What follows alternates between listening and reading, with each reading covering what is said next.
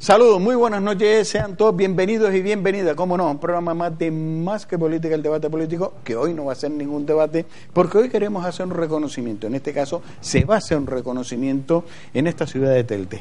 Cumple la ciudad de Telde nada más y nada menos que 667 años y se le hace el reconocimiento de distinciones y reconocimientos al mérito por parte del Ayuntamiento de Telde a diferentes, en este caso son 9 personas distinguidas en esta ciudad de Telde. El próximo día 7, miércoles 7 de noviembre, en el Teatro Juan Ramón Jiménez. Y esta noche queremos compartir con 3 de las personas distinguidas en estos reconocimientos y méritos de ese acto que se va a hacer, donde se reconoce a las personas del ámbito de la cultura, gestión pública, activismo social, deporte y un largo etc.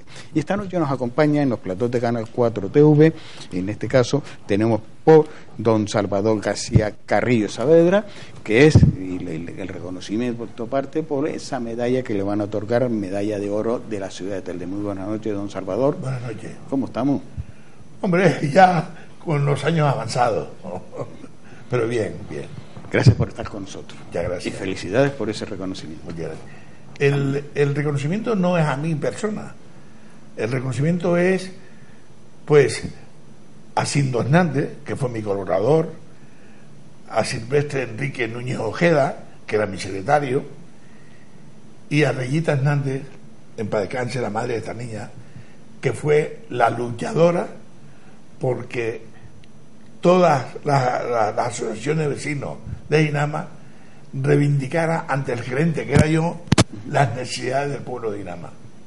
Por esto, esas son las personas que se merecen muchas medallas.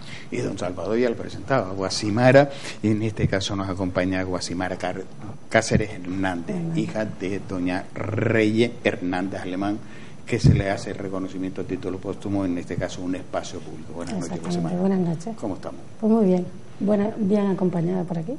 Y también nos acompaña en este caso Jesús Santana Marrero, que se le hace ese reconocimiento también con medalla al mérito de la cultura. Gracias. Suso, por estar con nosotros, más conocido por Suso Santana. ¿Cómo estamos? De escándalo. Pero yo le voy a decir una cosa. Sí.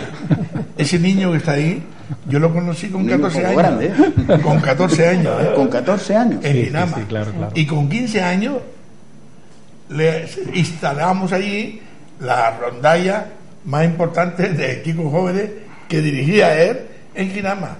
Y tuvo una rondalla donde había de todo tipo de instrumentos. Y Suso tenía allí más de 200 chiquillos tocando allí, aprendiendo allí, y era el director. De qué cuidadito con Suso. Con 14 años ya el director. 14, 15 años. Sí, hasta que llegara a Salvador, yo creo que sobre los 12 años ya llegué muy jovencito a Dinamarca, casi 11, 12 años, le dieron una vivienda social a mi familia, que sigue viviendo allí en esa zona, mi hermano, mi madre, mis primos y demás. Y entonces, pues, en aquella época, pues ya no teníamos espacios públicos, no teníamos donde ensayar, donde practicar, donde lo hacíamos en la calle, hasta que ya se montó de alguna manera una gerencia que dependía en aquel momento de vicepresidencia del gobierno y acción social, y que fue muy necesaria porque, claro, a los ayuntamientos tanto de Telde como Las Palmas no querían reseccionar el polígono de Dinama porque por diferentes motivos políticos y económicos en aquel momento, que yo entendía que habíamos 30.000 personas en esa zona. Y claro, teníamos que agarrarnos un clavo ardiendo. Entonces, pues nada, fuimos a hablar con el gerente, con el famoso gerente don Salvador, y bueno, nos atendió, porque éramos no 200, éramos más de 300 jóvenes que no teníamos dónde ir, que el único espacio que teníamos era la gerencia en aquel momento, y como no, el Montiano Placer, que se montó después, que fue de alguna manera los colegios, la comunidad educativa, quien nos acogió también y nos echó una mano y nos impulsó. Pues estudiábamos todos en ese mismo colegio, porque solamente habían 2 colegios, Rafael Alberti y el Montiano Placer, que aquel programa famoso que salió, decían los niños de Ginamar, ¿no? Fuimos los primeros prácticamente en llegar, y bueno, y ahí hicimos, yo creo que entre todos una labor importante, porque es verdad que aunque la medalla sea el mérito cultural, yo se lo decía el otro día a Salvador, mi medalla va dirigida no a todos aquellos que lucharon por Ginamar, a todos aquellos que dejaron su vida, a los que no están con nosotros hoy, vaya mi reconocimiento hacia ellos, de luego. Y ponemos un muro donde Salvador no te oye. ¿cómo fue con 14 años acercarte al gerente y cómo te recepcionó? No, hablamos con él.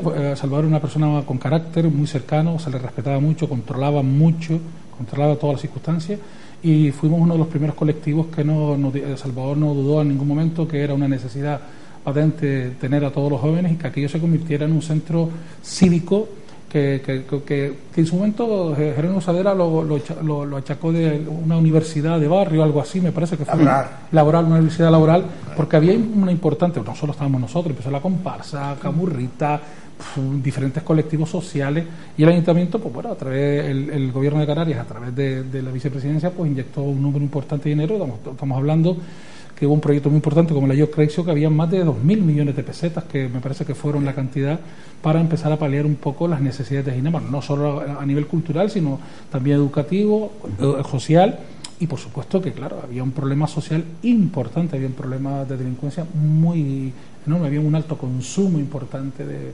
estupefacientes en la zona.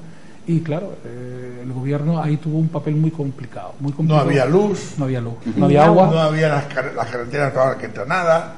No había farmacias. No había nada. No había nada. No había tiendas. Lo único que había era bloques llenos de personas que todos tenían necesidad económica. Todos.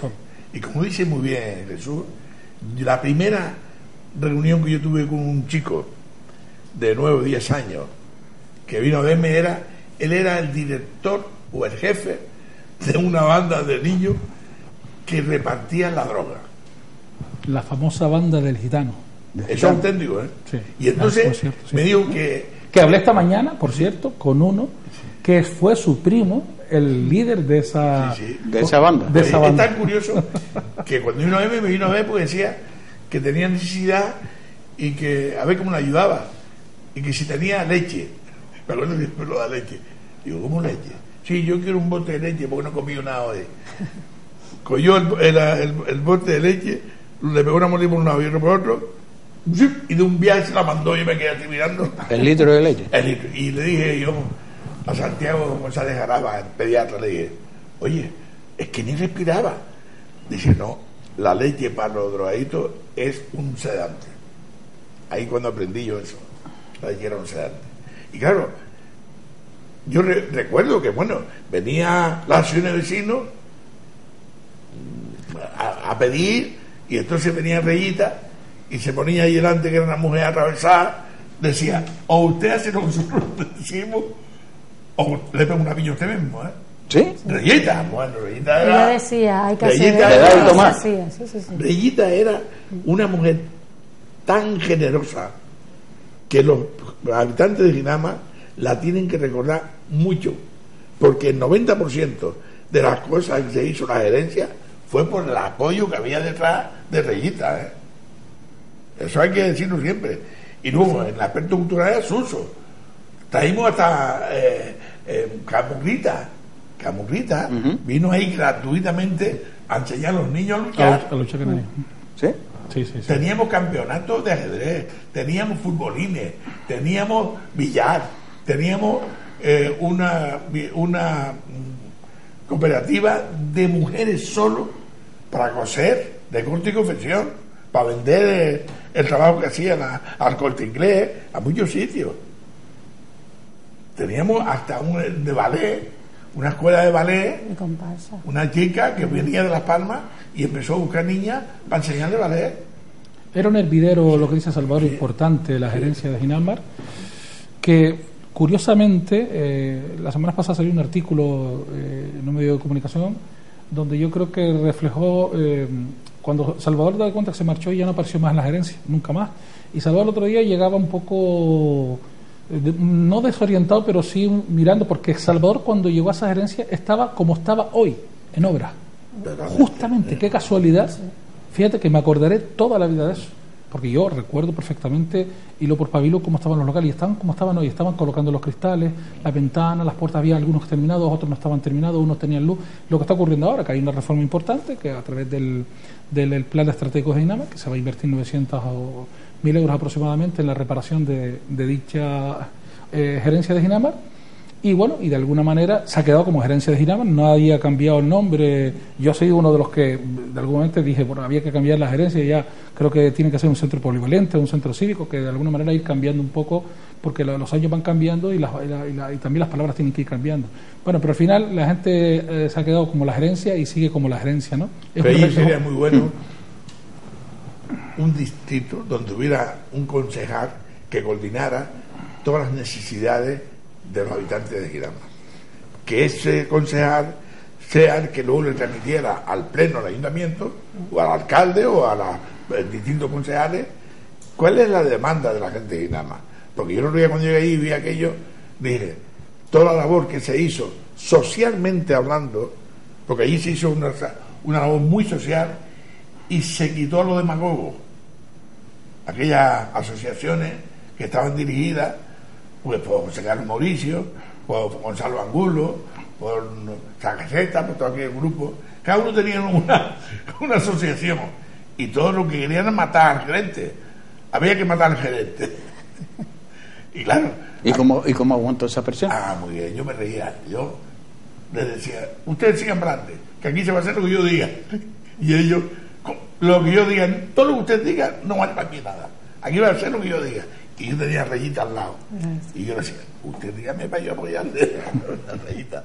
Fueron momentos complicados, sí, muy complicados, donde había una célula política importante, que no estamos hablando de que estamos hablando de cosas. Yo hoy con una cierta edad, con 51 años, que tiene uno. No, ya eres un viejo. Ya soy mayor. Está claro una cosa. Que no se desmarque, ¿no? Porque todos vamos para mayor, menos Suso, que se va para joven. Suso se pone el timbre aquí y me pone el timbre, se cree que lo arregla todo. Y no es así. Y es verdad que hoy en día me doy cuenta, ¿no?, cuando ya tienes una cierta edad, de que fue un momento complicado. Muy complicado porque además no fue fácil. La presión, yo creo que Salvador hoy está pagando de alguna manera, directo o indirectamente, aquellos excesos, porque aunque era un hombre joven, eso se queda en el cuerpo y de alguna manera aquello fue muy complicado. Pero don Salvador lo lleva ahí. No, mira, yo voy a contar algo hoy aquí que sí deben saber los ciudadanos. Cuando yo vine, busqué colaboradores sociales. Y yo era muy amigo del obispo de Las Palmas, don Ramón Yarre, muy amigo, porque su cuñado era el célebre doctor Juste, y por lo tanto fue secretario mío cuando yo estaba en Madrid, y teníamos una buena relación. Y vinimos a hablar con los curas que residían en Ginama, en la iglesia de Ginama. Y yo a los curas les pedí apoyo. Yo les dije, el dinero que yo tengo para lo social, yo se lo doy a ustedes y lo reparte a ustedes. Usted sabe quién son las personas más necesitadas y usted sabe a quién hay que ayudar. Me contestaron que no, que ellos no pensaban ayudar, hay que ser un tema del gobierno de Canarias y que lo resolviera el gobierno de Canarias. Y no le hicieron caso al obispo. Y el obispo, que lo trae yo en mi coche, lo llevé en mi coche, me decía, qué mal está esto, Salvador. Digo, esta es la realidad. Sí, los sacerdotes de aquel entonces que residían en Ginama, ninguno quisieron colaborar con la gerencia. Pero quien más conocía a Rayita Hernández, como no, su hija Guasimara. Son 6 hermanos. Yo soy la más chica. La más chica. Exactamente, sí. Pero la más revoltosa. La más revoltosa. ¿Quién sacó los genes de la más que reivindica? Sí, mira, era muy había que ver a aquella mujer con no mucha cultura intelectual, pero sí con mucha cultura de la vida. Entonces aquella mujer era respetada por todas las asociaciones y ella era la que presidía a todas las asociaciones, y cuando tenían que mandar callar a alguna asociación porque se pasaba de la boquita, ella era la que mandaba callar, decía, tú te callas y no vuelvas a hablar más. Esa era Rayita. Pero Rayita nunca pidió nada para ella. Siempre el centro de salud fue por la presión de ella, el colegio que se hizo arriba fue por la presión de ella, el apoyo a adultos abajo, centro adulto, al centro de adultos, fue por ella.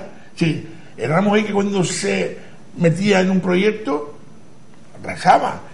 Y el propio don Jerónimo Saavedra, cuando vino a inaugurar la residencia desde el punto de vista social, a la primera que saludó y felicitó fue a Rayita. Eso es historia, ¿eh? De hecho, yo creo que sí, el gobierno de acá. Sí, perdón, para lo del centro de salud, recuerdo que además la oficina era el salón de mi casa, ahí iba todo el mundo. Se hizo todas las pancartas y todo allí. Fueron 25.000 personas caminando, desde el Valle de Jinama a Las Palmas, la delegación de Valle. Polígono de Jinama, desde entonces. Hombre, porque el centro de salud diría, pues hay que decirlo, ¿no? Por un político muy importante, ¿no? Que en aquel momento ayudaba a Jerónimo a gobernar a Canarias, que era el Pacto de Progreso. José Carlos Mauricio dirigía ese grupo, socialmente hablando, para tirárselo a la cara a Jerónimo Saavedra en San Bernardo, que por eso se creó con la gerencia de Jinama. ¿Y cómo se vivía eso en tu casa? Hombre, eso era todo el día entraba y salía gente. El que no venía a ayudar, venía a pedir ayuda, etcétera. Y lo que decía don Salvador es cierto. Iban a casa, le pedían ayuda a mi madre iba, esto hay que arreglarlo, y esto se tiene que arreglar. Y iba, obviamente no tenía a lo mejor estudios, títulos y demás, pero sí sabía cómo defenderse y desenvolverse en todo eso. Independientemente que la política se hizo muy patente en el Jinama porque era un hervidero importante como los hoy, también hay que reconocer de que teníamos un problema sanitario cuando nos fuimos a Las Palmas porque había hepatitis en los colegios, había un problema muy serio. Mover 25.000 personas. Fue, hoy por hoy no he visto que nadie fuimos caminando. Fueron caminando desde Jinama hasta San Bernardo. Hasta Las Palmas, sí señor. Todos caminando. Por el Arcén, por para allá, como por su casa. Y hay una anécdota que le voy a contar, que usted la van a saber hoy por primera vez, cuando don Jerónimo Saavedra me llama para que me hiciera cargo del Polígono de Jinama. Yo le dije, pero si yo no entiendo nada de urbanismo, ¿cómo me vas a mandar a mí ahí para un tema que yo no entiendo nada? Y me dice, quiero que vayas y quiero que te hagas cargo de ese problema. Me hice cargo, como decía muy bien Suso, para mí fue el último ejercicio político que yo tuve. A mí me marcó Jinama mucho, las penas, las necesidades, las situaciones de personas, las familias. A mí aquello me dejó marcado para toda la vida. Claro, pero es que hay una cosa que eso lo viví yo, es que no se metieron a personas, 30.000 eran, no me acuerdo, sin nada, o sea, sin agua, sin luz, sin un transporte, sin colegio, sin ¿cómo se llama?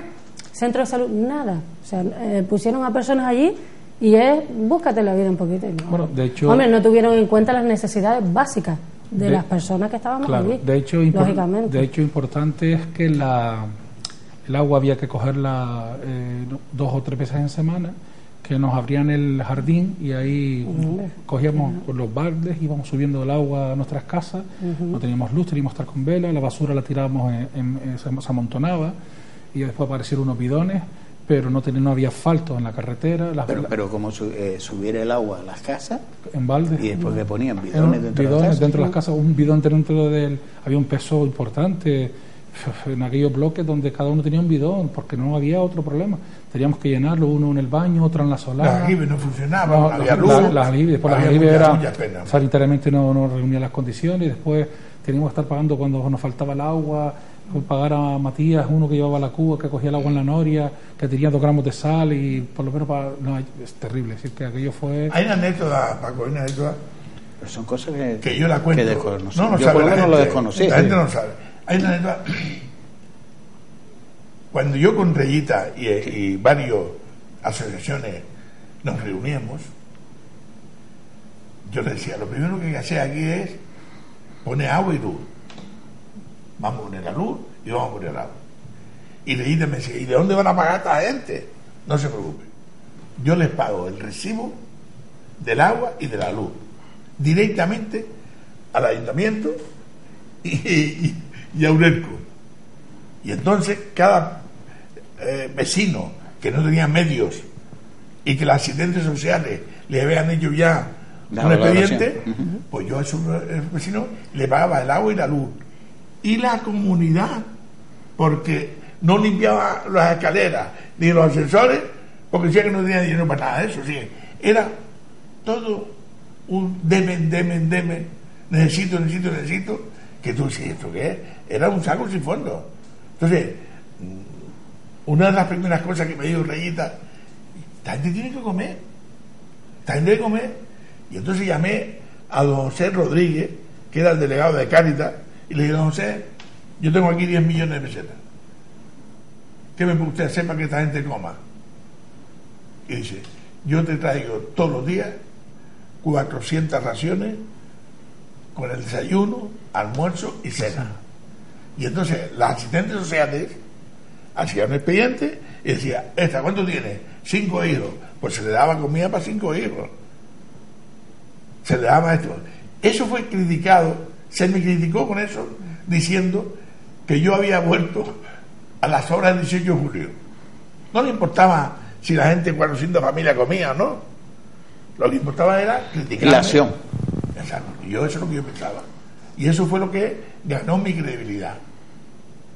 Eso fue lo que ganó mi credibilidad, porque yo buscaba soluciones, a ver cómo se resolvía.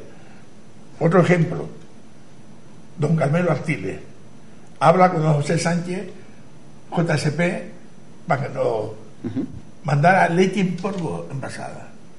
Y don José Sánchez nos mandó durante ese tiempo 10.000 kilos de leche en polvo, en saco, sí, 25 kilos. Y luego las mujeres y nada más en bolsa echando para que 2 kilos, 3 kilos, 4 kilos, pesando y dando la bolsa. Eso lo hizo don José Sánchez Rodríguez de JSP. Yo puntualizo una cosa muy importante. Hoy te das cuenta que si en aquel momento el gobierno de Canarias no toma esa decisión, donde el Ayuntamiento de Las Palmas miraba a un lado y el Ayuntamiento miraba a otro lado, el de Telde, porque era una carga importante porque démonos cuenta que el Valle de Ginamar es una ciudad dentro de otra ciudad, es muy complicado, cuando la gente no pagaba impuestos de bienes inmuebles, la gente no pagaba prácticamente nada, los recursos eran escasos. Nosotros es verdad que vamos a contar una parte de la historia de Ginamar, porque Ginamar tiene una historia muy larga de contar, porque empezamos a hablar de proyectos como el de Job Creation, hablamos del proyecto de Ginamar 2000, Ginamar en Acción, Traperos de Ginamar, Urban de Ginamar, Plan Estratégico. Creo que son un presupuesto muy elevado, muy importante. Paco, porque me gusta, Paco, me seguía hablando. Un día estaban robando ahí y llama a la policía, y viendo policías nacionales se bajan del coche y corren detrás de aquello que estaba haciendo forma la suya. Y cuando habían caminado 200 metros, sienten tocar la bocina del coche de la policía. Se habían subido otros en el coche y se habían robado los coches de la policía. Entonces, eso fue lo que me dio a mí apoyo para yo ir a ver a don Eligio Hernández, que se portó extraordinariamente, y don Eligio ordenó que en Ginamar hubiera Policía Nacional. Y no solo Policía Nacional, que hubiera una comisaría y que el día de la inauguración desaparecieron las llaves de la comisaría. Y todo el mundo preguntando, tuvieron que traer un cerrajero para poder abrir la puerta de la comisaría. Otra anécdota. Yo sí recuerdo que habían las bombonas que le dicen los jóvenes por ahí de la Policía Nacional.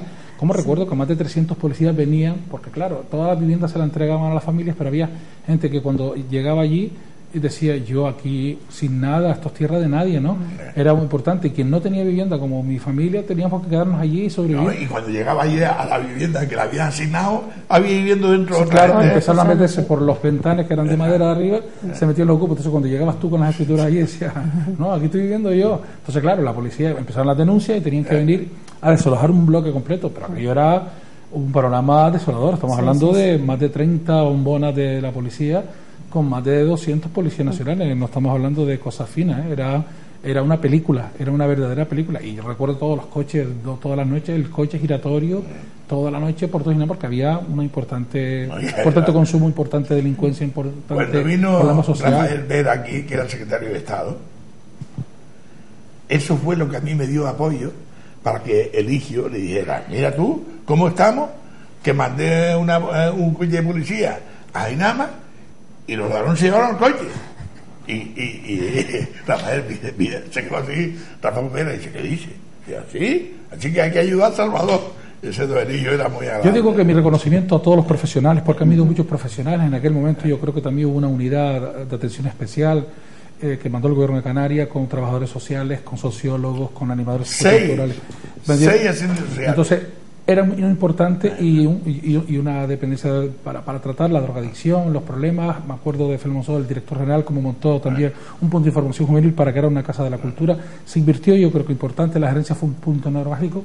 Y es verdad que todo lo que se ha conseguido durante estos años, ahora Ginamar vuelve en algunas ocasiones.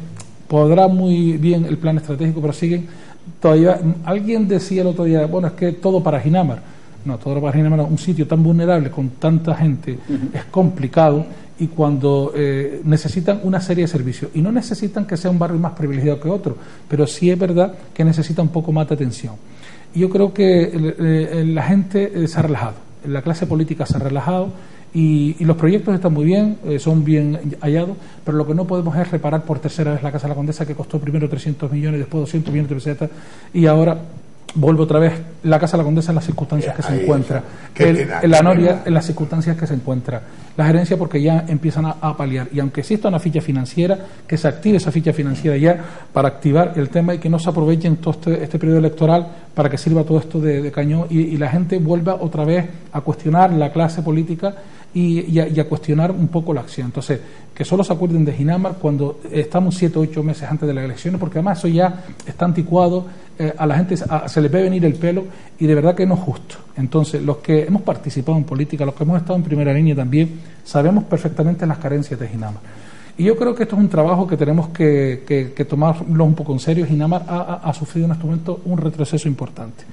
El otro día, cuando ardieron 26 vehículos en Ginamar, parece que fuimos carne de cañón otra vez en los años venideros, con más de 3 días o 4 días de páginas de titulares de periódicos, no a nivel nacional, sino a nivel internacional, como si todos los que están allí son unos bandidos. Allí hay gente muy seria, allí hay gente muy trabajadora, allí hay gente muy eficaz, y también hay bandidos, porque en todos lados, pero como en todos los barrios. Pero es verdad que allí se nota más, desgraciadamente, y siempre a todos los sectores culturales, deportivos, musicales, nos envenena esta sangre. Cuando yo el otro día salí es porque nadie quería salir, porque parece ser que esto era un problema de ajuste de cuentas, y que es que hubieron muchos fallos de protocolos de seguridad. El coche más próximo llegó a los 3 minutos y ya estaba ardiendo el tercer coche. Los bomberos llegaron 20 y tantos 2 minutos más tarde, porque hay un conflicto laboral que tienen que resolver quien lo tiene que resolver, y porque no hay medios. Y yo puedo entender a los bomberos, si es que yo me pongo en el lugar de los trabajadores, porque se parece siempre que los trabajadores tienen la culpa de lo que ocurre. No, aquí hay una mala organización, una mala coordinación, y suceden esas cosas. Pero es que la gente se ha olvidado, porque alguien decía que las policías estaban coordinadas. Mienten. Si lo ha dicho la delegada, si lo ha dicho la alcaldesa, quien lo haya dicho, mienten. Porque además, una cosa es lo que se ve desde un despacho y otra cosa es la realidad. La gente no presenta denuncias porque tiene miedo. La gente no presenta denuncias porque para presentar una denuncia son 2 horas, por mucho que diga. ¿Efectivos de la Policía Nacional? Pues hay. El problema es la RPT que tienen, que el desajuste de cuadrantes y demás. Y la policía local está en las circunstancias que está. De 110 policías que tienen que haber, solamente hay 77 policías. Estamos con servicios mínimos de 3, 4 policías. Esto es un problema serio. Y que no ocurren cosas. ¿Cómo que no ocurren cosas? Una señora se ha muerto en el mercadillo de Ginamar, por un infarto. No sé si ha llegado o no ha llegado a la ambulancia. El motivo, esta tarde, otro accidente, como otros tantos accidentes, porque sigue habiendo mucha velocidad, sigue un alto consumo importante de algunas sustancias, que no lo digo yo, que lo dice Jorge, el director de Irichen, que lo dice el director general de la dependencia del Gobierno de Canarias, que hay un aumento importante, y además a los últimos acontecimientos, a través de la delegación del Gobierno, los alijos que se han cogido. Esto es un tema serio, y volvemos atrás, se mueve el dinero y están empezando otra vez los problemas, y estos problemas no se achacan con más policías, que también son necesarios. No queremos una policía represiva. La Policía Nacional hace el papel de orden público, y la Policía Municipal tiene que hacer un papel de información, una policía cercana, una policía para utilizar. Por eso desaparece de repente el grupo, desaparece la policía de barrio, y eso nos ha pasado factura. Porque la policía de barrio es importante para conectar bien el tema, pero seguimos como seguimos, en las circunstancias que seguimos, y eso es así. Y si a alguien no le gusta lo que le digo, pues yo lo lamento mucho, pero lo blanco, blanco, y lo negro es negro. Es decir, aquí no se trata de que esto, porque este problema no es de ahora, este problema ha sido sucesivo de diferentes corporaciones que han venido, porque parece que toda esta corporación es la responsable, porque siempre alguien interpreta, como alguien me interpretó el otro día, cuando yo me quejaba de que a los jóvenes hay que buscar las alternativas, de que las escuelas talleres tienen que empezar a funcionar, de que los PFAS se tienen que aumentar, de que los convenios se tienen que triplicar, cuatriplicar, y hay que demostrarlo y llevarlo donde tenemos que llevarlo, porque es necesario. ¿Dónde ponemos a los jóvenes? Cuando los centros directivos de Ginama están en las circunstancias que están. ¿Usted se da cuenta ahora por qué le han dado la medalla a Suso? Se la ha ganado. Por todas esas cosas, por esas reivindicaciones. Porque hay una cosa que tenemos que tener en memoria. Sí. Es decir, el que en Ginama no exista una rotonda, una calle de doña Reyita Hernández, después de tantos años, la verdad, es lástima. Eso somos nosotros, los ciudadanos, son las corporaciones. Debe de conocer quién son su gente que lucha por la gente. Entonces, yo cuando ahora me llamaron y me dijeron que me habían concedido la medalla de oro de Telde, le dije, pues si yo no soy de Telde. No, es por la labor que usted hizo en Ginama. Y yo tengo que decir, no hay medalla, no hay dinero para moralmente pagar lo que sufrimos en Ginama. Además sufrió mucho, mucha gente. Decía ella antes, Guasimara, de su madre. Su madre iba al edificio Uso Múltiple de Las Palmas, que es donde yo tenía el otro despacho, para hablar con Juan Alberto Martín, para buscar a los consejeros. Reivindicaba despacho por despacho las necesidades de Ginama. ¿Dónde está esa gente hoy? ¿Qué gente reivindica en Ginama? Pues gracias a un conocedor como Suso, que no solamente toca el timbre, sino también toca la guitarra. Y entonces él, Suso, pues conoce todo. Entonces lo que estoy diciendo es verdad. Ahora, que no se monte en Ginama una gerencia donde puede haber 4 o 5 concejales que vaya hoy uno, mañana otro de distintas tendencias, para que vaya conociendo la problemática de los habitantes de Ginama, porque hay algo que nadie ha dicho todavía. Que yo sepa, Ginama no ha sido entregada por el gobierno autónomo. Por lo tanto, cada vez que tocaban algo para Ginama, el ayuntamiento de Telde decía, eso no es mío, y el ayuntamiento de Las Palmas decía, eso tampoco. Con lo cual... Ginama en tierra de nadie. Exactamente. Por tanto, yo me alegro. Si llegan a traer a Puigdemont, hace la República Independiente. Yo me alegro este tipo de intervenciones, porque por lo menos, si de 20.000, 30.000, 40.000 nos oye, que sepa que no solamente es Ginama, pero que Ginama es el foco, es para ver cómo se puede resolver aglutinamiento de tanta gente sin que nadie le hubiera dado una oportunidad. Uno venía del rincón, el otro venía de la calle, de estar durmiendo en la calle. Es decir, se juntó tanta gente que ninguno se conocía. Y todo era a ver quién era el más desgraciado y el más necesitado. Y cuando se hizo eso, que fue en la época del franquismo, no se olvide nunca que las casas se terminaron en el año 80 y en el 75 y se entregaron en el 80 sin nada. Estuvieron mucho tiempo cerradas y en un deterioro general. Cuando llegamos, la ventana oxidada, todo lleno de cemento, fue muy complicado. Yo recuerdo, había una altura de cemento impresionante, que no es como las viviendas de hoy, que ya tienen un control por parte de la... ¿no? No, muy mal, además, era desolador. Mucha como sabe Suso. Pero usted ha hablado de la situación de toda esa familia en la que se encontraba. Pues usted imagínese en esa situación que se encuentra, cuando le dan esa vivienda y cómo la recibe. Y cuando la recibe... Oye, y cuando llega a la vivienda que le ha tocado, hay gente viviendo dentro. Sí, pero aunque no haya gente, cuando te encuentras en una casa deteriorada, sin agua y sin luz, oye, yo creo que todavía se les faltó más el respeto a todas estas personas. Yo creo que fue, me acuerdo que los evacuados del Sáhara, las chabolas del Cofital, las chabolas de Pedro Hidalgo, quisieron de alguna manera en esas 8.000 viviendas, estamos hablando de 6 o 7.000 viviendas, que no estamos hablando de, pues, de alguna manera paliar ese problema, y Las Palmas de alguna manera era limpiarla junto con Telde de toda esa... Pero con dignidad, y en este caso lo que ustedes me están transmitiendo... No, yo creo que se jugó con la dignidad de las personas. Yo valoro mucho la lucha de mucha gente que se quedó en el camino. Yo recuerdo a Reyeta, una mujer que se marchó en silencio y sin hacer ruido. ¿Sí? Sí, se marchó en silencio y sin hacer ruido. Por lo tanto, eso, esas cosas te marcan, ¿no? Porque yo llegué a ver a Reyeta en sus últimos... ella estaba ya fastidiada, le decía, ¿cómo te encuentras? Y se llena de olores, suso y tal, ahí en el salón de su casa, sentada al lado de su marido allí y sus hijas, y de verdad que sentí mucha lástima, muchísima lástima, porque decía, una mujer tan trabajadora que no... Ahora yo, mi agradecimiento enormemente a los que han presentado la moción, que ha sido Ciudadanos para el Cambio, en el momento Ciuca, que presentó la moción de nosotros 4 de nosotros 3 o 4, me parece que fueron los que presentaron, de nosotros 3, me parece, 3 para la nominación.